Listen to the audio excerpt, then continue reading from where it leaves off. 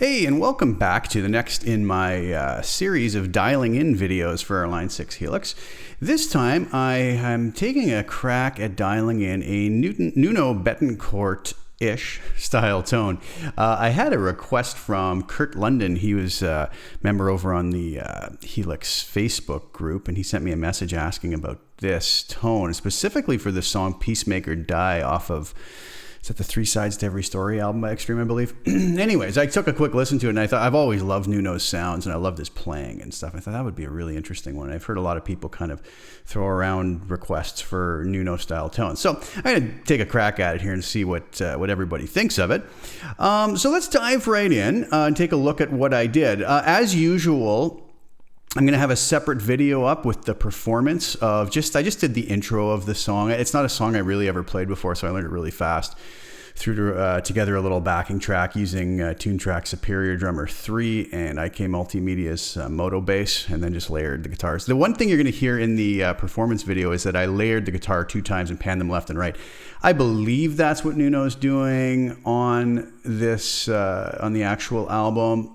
Can't be certain about that, but it sounds like there is some doubling going on. So I did that with it. But what you'll hear me playing in this video is just the raw sound, and I'll show you how I built that. So let's go over to HX Edit, and I have my patch here that I called Nuno-ish. And right now I have everything turned off except for the compressor at the end that I normally have on.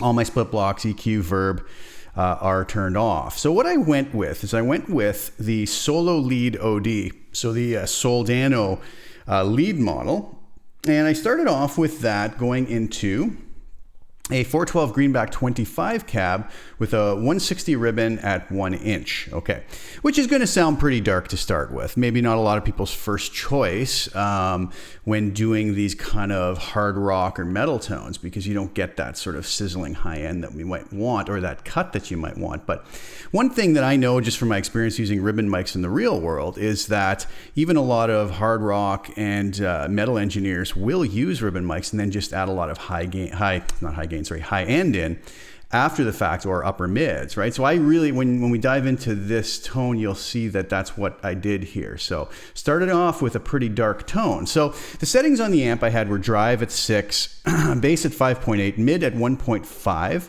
treble at 4.4, presence at 9, channel volume at 8, master at 5. Okay, so going into the greenback 25 cabinet, that sounds just like this.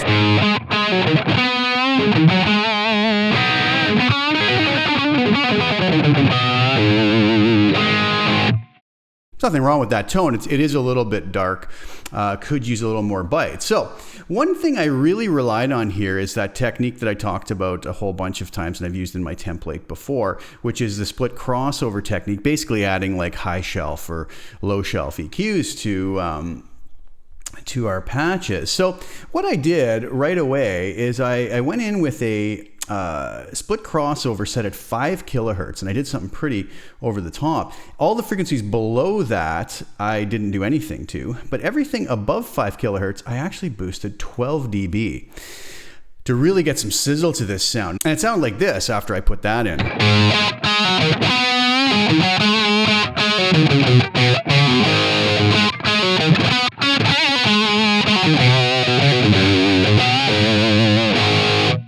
So you can really hear how that brightened it up and took the darkness away from that ribbon mic. And it seems extreme, but it actually worked. Get it? Extreme. It seemed a really extreme move to make, but it actually worked quite nicely here, okay?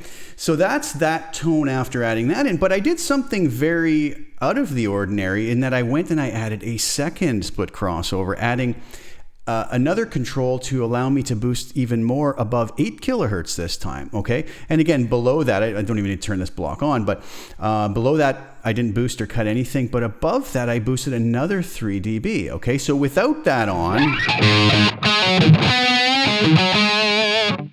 with it on,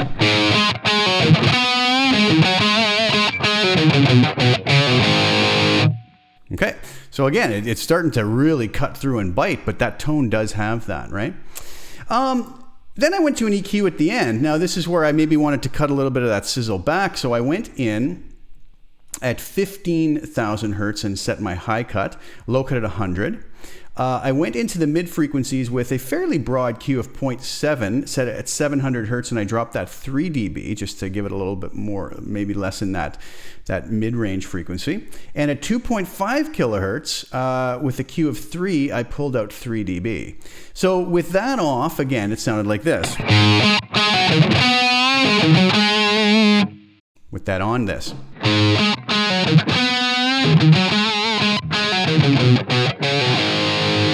So you see it sort of tamed a little bit of the mid-range and a little bit of the sizzle on top. So taking a dark ribbon mic, adding crazy amounts of gain really in the way of high shelf EQs using the split crossover, and then taking this EQ and kind of taming it, brought it back down to a nice place, I thought, okay? I also, like I said, I have my normal settings on my LA Studio comp at the end, which I really don't usually pay too much attention to. It's just more of to glue everything together.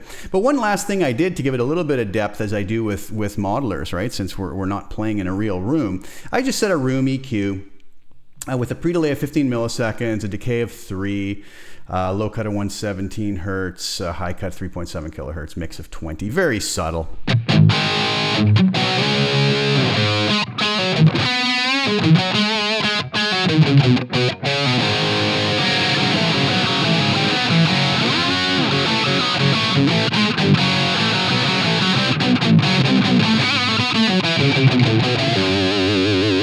I have no idea whether I'm playing any of those riffs right. When I was dialing this in, I actually used that. There was a spot in the middle where he played just that riff, something like that riff.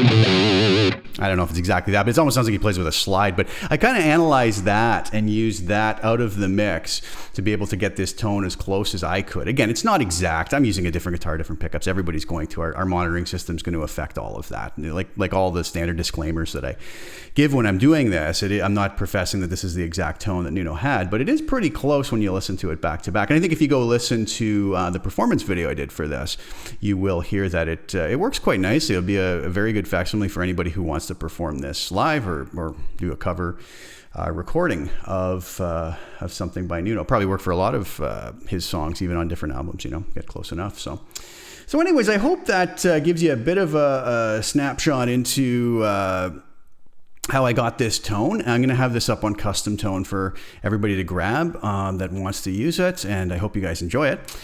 So I hope that was a fun view, and please grab the tone. Let me know what you think about it. Leave me some comments in the comment section below. Please like and share the video, and subscribe to the channel if you haven't already. Really appreciate all the support you guys give me, and I'll be back with more of these style videos in the near future. All right, thanks for tuning in, and we'll talk again soon. Ciao for now.